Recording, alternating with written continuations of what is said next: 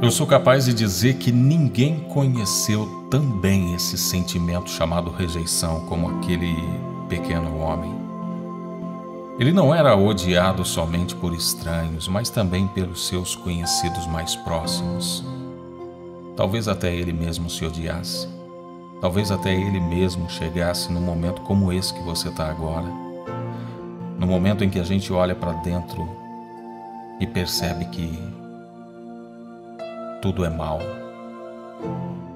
A gente tem uma pequena pontinha de vontade de fazer o bem, mas tudo que a gente consegue é fracassar diante de algumas situações. A gente se esforça às vezes, mas não dá.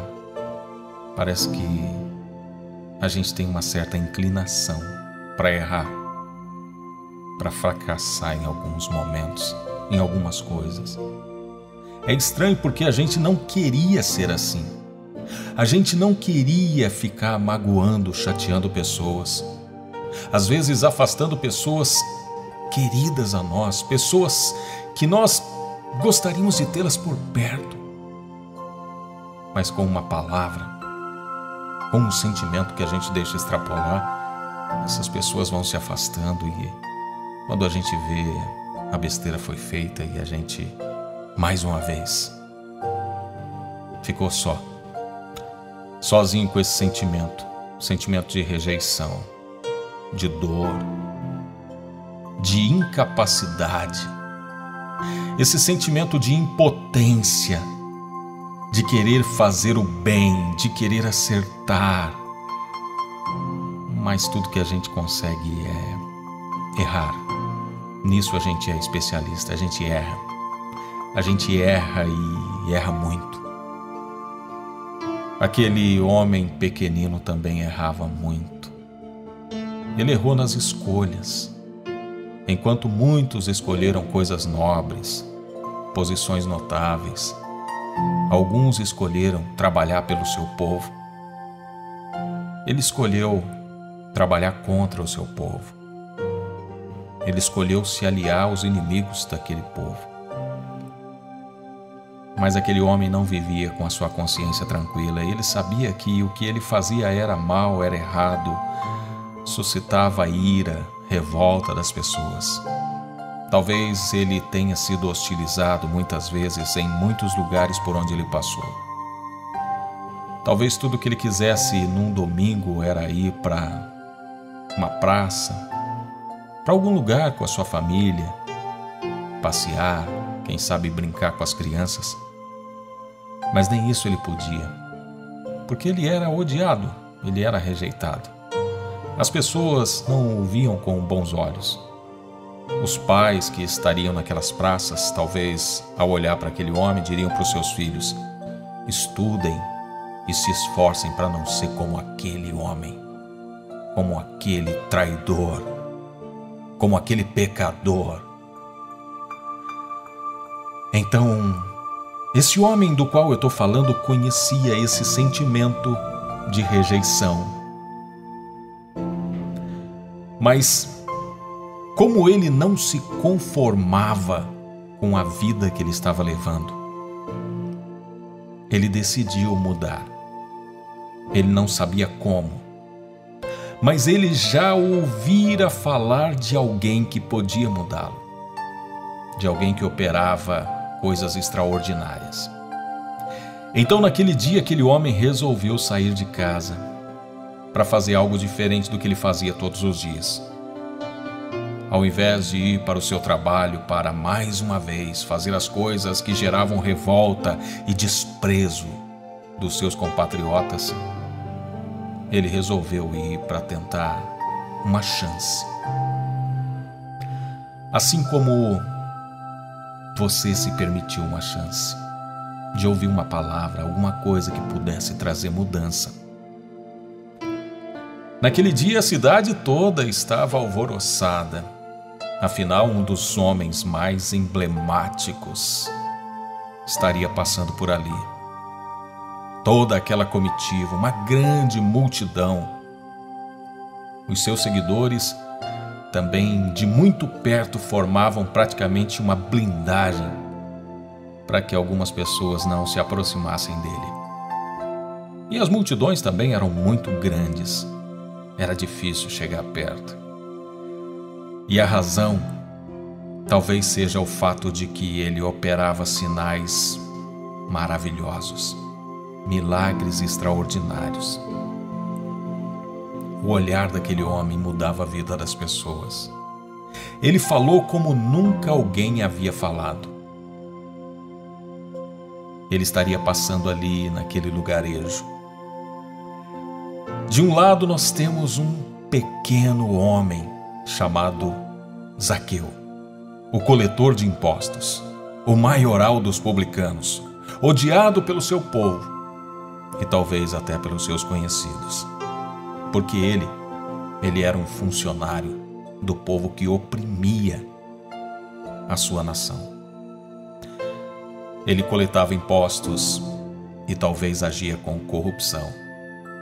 É provável que nos dias de hoje Zaqueu figurasse entre as pessoas que são acusadas de corrupção, pessoas às quais a gente torce o nariz. Do outro lado, Jesus de Nazaré, na mente de muitos o maior profeta que se levantou. Na mente de alguns religiosos, alguém misterioso. Mas segundo a palavra, o Filho de Deus, o Messias, aquele que veio para resgatar o que se havia perdido. Enquanto vem Jesus com toda aquela multidão, Zaqueu, na esperança de pelo menos poder ver aquele que era chamado de a luz dos homens, Zaqueu subiu naquela árvore, tentando ser atingido por aquela luz e quem sabe dissipar um pouco das trevas que permeavam a sua vida. Eu creio que muitas coisas passaram na mente de Zaqueu naquele dia. Talvez ele tenha bolado algumas estratégias com a intenção de se aproximar mais ainda daquele homem chamado Jesus de Nazaré. Mas algo inusitado aconteceu. Zaqueu era alguém que conhecia o que fazia e o que representava para o seu povo. Quando ele olhava para dentro de si, ele enxergava quem ele era. Ele sabia que ele não era digno, que ele não tinha a menor condição de estar ali ao lado dos discípulos de Jesus. Talvez seja essa uma das razões pela qual ele não se atreveu a disputar espaço com a multidão. Sendo de pequena estatura, ele resolveu subir em uma árvore. Talvez ele tivesse pensado muitas coisas, mas ele jamais podia imaginar o que iria acontecer. Quando Jesus chegou àquele lugar, olhando para cima, disse-lhe: Zaqueu, desce depressa, pois me convém ficar hoje em tua casa.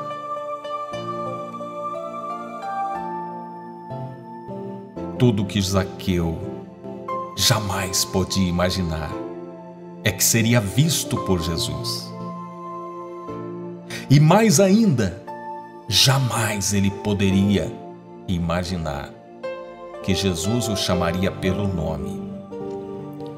Olhando para a história e para a narrativa dos evangelhos, nós podemos observar que nesse momento Jesus recebeu do Espírito Santo uma palavra de conhecimento que o fez saber o nome daquele que lá estava. E sabendo disso, algo maravilhoso brota no nosso entendimento. Uma luz ilumina a nossa vida quando nós percebemos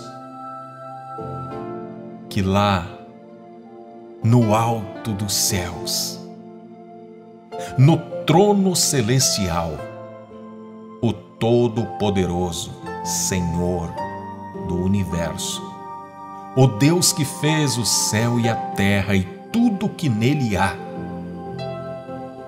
o construtor das estrelas, do sol e de todas as maravilhas produzidas pela criação.